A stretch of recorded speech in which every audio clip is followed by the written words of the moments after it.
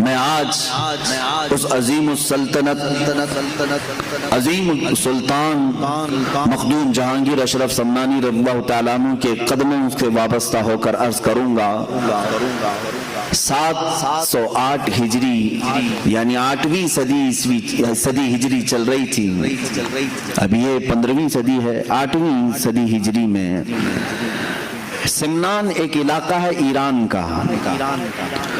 ایران پہلے خراسان کہلاتا تھا، خراسان میں افغانستان کا کچھ حصہ، اب کے موجودہ رشیا کا بھی کچھ حصہ، رشیا نہیں اب وہ ٹکڑے ہو چکے ہیں سوویت یونین کے، اور ایران کا کچھ حصہ ملا کر خراسان کہلاتا تھا۔ خراسان کی حکومت کا جو دارالسلطنت ہوا کرتا تھا وہ سمنان ہے، کیپٹل سٹی، اور سمنان کی جو حکومت تھی اس کا خاصہ یہ تھا، اس کی اسپیشلٹی یہ تھی کہ یہ حکومت ہمیشہ سادات کی بارگاہ میں ہوا کرتی تھی، آل رسول اس تخت پر بیٹھتے تھے۔ سمنان کی حکومت کو سنبھالنے والے سادات ہوا کرتے تھے، بادشاہ بھی سادات میں سے تھے۔ حضرت سیدنا ابراہیم نور بخشی رضی اللہ تعالیٰ عنہ جو مخدوم اشرف سمنانی رضی اللہ تعالیٰ عنہ کے والد ہیں، یہ سلطنت پر بیٹھے ہوئے کافی عرصہ گزار چکے تھے۔ ان کے گھر میں 3 بچیاں تھیں، 3 لڑکیاں تھیں، لیکن فرزند نہیں تھا، کوئی نرینہ ولد بیٹا نہیں تھا۔ تو کبھی کبھار مایوس رہتے تھے کہ کیا یہاں سے یہ سلطنت کا نظام جو سادات کے گھر میں چل رہا ہے ختم ہو جائے گا۔ آپ کی جو زوجہ محترمہ تھیں حضرت خدیجہ رضی اللہ تعالیٰ عنہ، وہ ایک ایسی پرہیزگار خاتون تھیں کہ ان کی زندگی میں تہجد قضا نہیں ہوئی۔ حضرت ابراہیم کی زوجہ حضرت خدیجہ، ان کو رابعہ ثانیہ کہا جاتا تھا، اپنے زمانے کی یہ دوسری رابعہ ہے۔ یہ بھی ملول رہتی تھی، غمگین رہتی تھی۔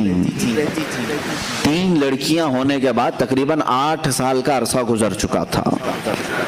رات کو تہجد کے وقت اٹھیں اور بارگاہ صمد میں، رب ذوالجلال کی بارگاہ میں روتے روتے پھوٹ کر رونے لگ گئیں۔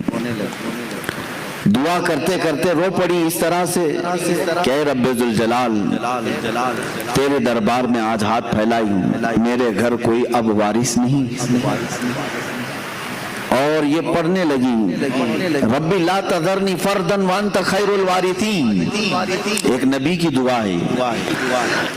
اور پھر اپنے آپ پر یہ ملامت کے طور پر کہنے لگی کہ تو بھی کیسی خاتون ہے کہ رب تبارک و تعالیٰ کی منشا اور اس کی مرضی میں خلل کیسے ڈال سکتی ہے، اس سے وہ چیز کیوں سوال کرے جو تیرے حق میں نہ ہو، اگر میری قسمت میں نہ ہو تو اسے جھنجھوڑنا کیوں۔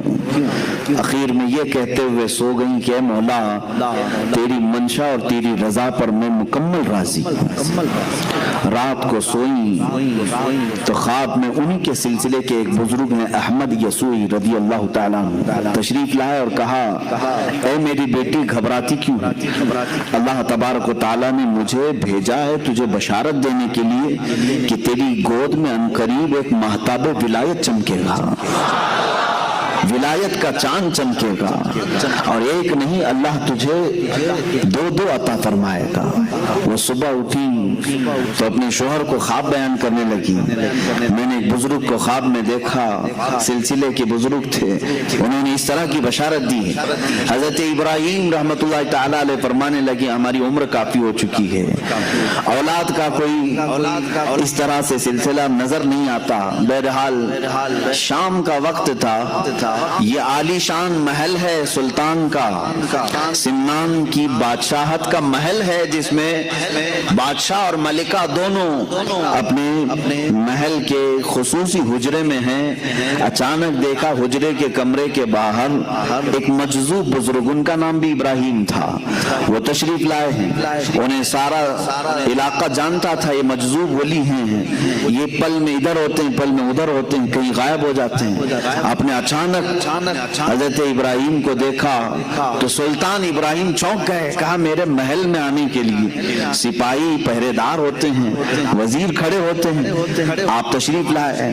سپاہیوں کی جیسی نظر مجذوب بزرگ پر پڑی تو وہ کپکپانے لگے کہ سارے دروازے بند ہیں, ساری فصیلوں پر پہرے دار ہیں, ہمیں کسی کو نہیں معلوم کہ یہ آئے کہاں سے. حضرت ابراہیم مجذوب نے کہا یہ سب چھوڑو, کہاں سے آئے ہیں؟ ان سے پوچھا ہے ابراہیم تو اپنی بیوی کے ساتھ اس بات کا غم منا رہا ہے کہ تجھے کوئی بیٹا نہیں ہے, تجھے کوئی بیٹا نہیں ہے. یہ مجذوبوں کی بات تو سنیں. کہتے ہیں کیا میرے ساتھ ایک سودا کرے گا؟ محل کے اندر موجود حضرت سلطان ابراہیم ان کی بڑی تعظیم کرتے تھے. کہا بابا آپ تشریف لائیں. کرسی پر, اپنی کرسی پر بٹھایا. کہا آپ کیا سودا کرنا چاہیں گے؟ اس وقت جو سکے چلتے تھے سونے کے سکے, اس کو اشرفی کہا جاتا ہے. اشرفیاں سنے ہوں گے آپ, سونے کی اشرفیاں. کہا مجھے 1000 اشرفیاں دے دے اور ایک اشرف لے لے. اس مجذوب بزرگ نے کیا کہا؟ مجھے 1000 اشرفیاں دے دے, بدلے میں ایک اشرف لے لے. انہوں نے فوراً تھیلا پیش کر دیا. کہا کہ حضور قبول فرما لیں. وہ لیے اور غائب ہو گئے, اس محل سے غائب ہو گئے. مجذوبوں کی کیفیات ایسی ہی ہوا کرتی ہیں, وہ حالت جذب میں آتے ہیں, کبھی کسی سے عام گفتگو کرتے ہیں, کبھی کسی سے معرفت کے بہت الگ انداز کی باتیں کرتے ہیں. غائب ہوئے چند دنوں کے بعد حضرت ابراہیم رحمت اللہ تعالیٰ علیہ کے گھر میں ولادت کے آثار نظر آئے. ان کی اہلیہ محترمہ حملہ ہوئی اور اس کے بعد جو بشارتوں کا سلسلہ ہوا سنیے. جب ان کے گھر میں 7 مہینے کا حمل یا 6 مہینے کا حمل تھا, یہی ابراہیم مجذوب رحمت اللہ تعالیٰ علیہ پورے سمنان میں گلی میں ڈھنڈورا پیٹتے ہوئے اعلان کرتے تھے باخبر ہوشیار ملاحظہ ہو, باخبر ہوشیار ملاحظہ ہو. سارے لوگوں کو رات میں یہ جگاتے تھے اس طرح سے ڈھنڈورچی بن کر کے. سارے لوگ کان لگا کر کے سنتے تھے کہ بابا کس چیز کا اعلان کر رہے ہیں. جب اس طرح کے اعلانات ہوتے تو بادشاہ کی طرف سے ہوتے تھے. ابراہیم مجذوب رحمت اللہ تعالیٰ علیہ ڈھنڈورا پیٹ کر اعلان کرنے لگے سارے اپنی اپنی مسندوں سے اتر جائیں, اس لیے کہ امام کے آنے کا وقت ہو چکا ہے. سارے اپنے اپنے کرسیوں سے اتر جائیں کہ اللہ رب العزت کی طرف سے مہتاب ولایت کے آنے کا وقت ہے. 3 مہینے پہلے وہ اس طرح کا اعلان کرتے رہے. 3 مہینے کے بعد لوگوں نے دیکھا حضرت سید ابراہیم رحمت اللہ تعالیٰ علیہ کے گھر بیٹے کی ولادت ہوئی, اور خواب میں جو ان کے بزرگوں نے بشارت دی تھی اس بشارت کے اعتبار سے آپ کا نام اشرف رکھا گیا. یہی مخدوم اشرف سمنانی رضی اللہ تعالیٰ عنہ کی ولادت پاک کا میں نے تذکرہ کیا ہے. بڑی بشارتوں کے ساتھ آپ دنیا میں تشریف لائے ہیں. آپ کا نام اشرف تھا, صرف اشرف, اور اس جگہ انہوں نے آنکھیں کھولی ہیں جہاں ماں کو ہمیشہ تلاوت قرآن کرتے دیکھا, باپ کو محراب عبادت میں دیکھا. جب آپ 4 سال کے قریب کے ہوئے, آپ کو حضرت عماد الدین تبریزی رحمت اللہ تعالیٰ علیہ بڑے وقت کے عالم دین تھے, ان کی بارگاہ میں تعلیم کے لیے رکھا گیا. وہ تعلیق مقرر ہوئے بادشاہ کے صاحبزادے کی تعلیم کے لیے. 4 سال 4 مہینے 4 دن میں یہ قرآن پاک جو شروع کرتے ہیں 1 سال میں مکمل حافظ قرآن بن چکے تھے. 5.5 سال کی عمر ہو رہی تھی جب حضرت مخدوم اشرف سمنانی رضی اللہ تعالیٰ عنہ حافظ قرآن ہو چکے تھے.